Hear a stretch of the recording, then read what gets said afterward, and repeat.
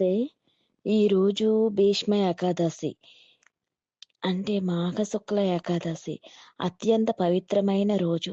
విష్ణు సహస్రనామాలు పఠించడం, వినడం వల్ల పాపాలు నశించి, శుభాలు కలిగి, మోక్షం లభిస్తుందని విశ్వాసం. మహాభారతంలో భీష్మ పితామహుడు ఉత్తరాయణ పుణ్యకాలంలో తన ప్రాణాలను విడిచి మోక్షం పొందిన రోజు కాబట్టి ఆయనకు నివాళిగా దీనిని భీష్మ ఏకాదశి అంటారు. ఈ రోజు చేసే ఏ పని అయినా విజయవంతం అవుతుందని నమ్మకం.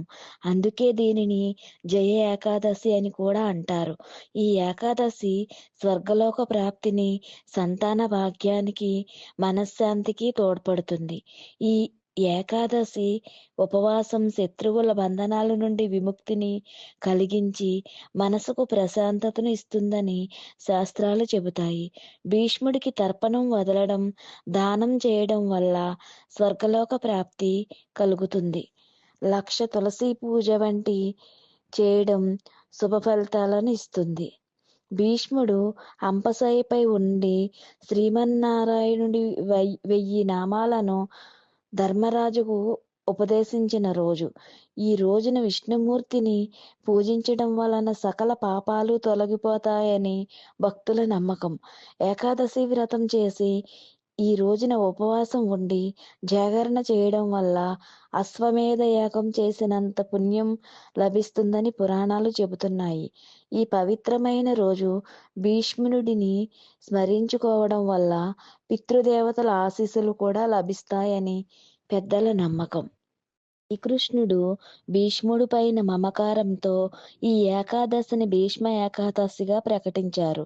భీష్ముడు తన తండ్రి ఇచ్చిన స్వచ్ఛంద మరణం అనే వరం కారణంగా ఆయన కోరుకున్నట్లు ఉత్తరాయణం వచ్చే వరకు దాదాపు 58 రోజులు అంపశయ్యపైనే ఉండి ధర్మరాజుకు రాజధర్మాలు, ధర్మ మార్గం వంటి ఎన్నో విషయాలు బోధించి ధర్మ ప్రబోధకుడుగా భారత చరిత్రలో సుస్థిర స్థానం పొందాడు.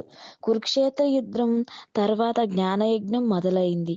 కురుక్షేత్ర సంగ్రామం 10వ రోజున యుద్ధంలో శిఖండి వేసిన బాణ పరంపర వల్ల భీష్ముడు నేలపై పడబోతుండగా కురువంశ శ్రేష్ఠుడు, జ్ఞానప్రదాత అయిన భీష్ముడుకు అర్జునుడు అంపశయ్య ఏర్పాటు చేశాడు.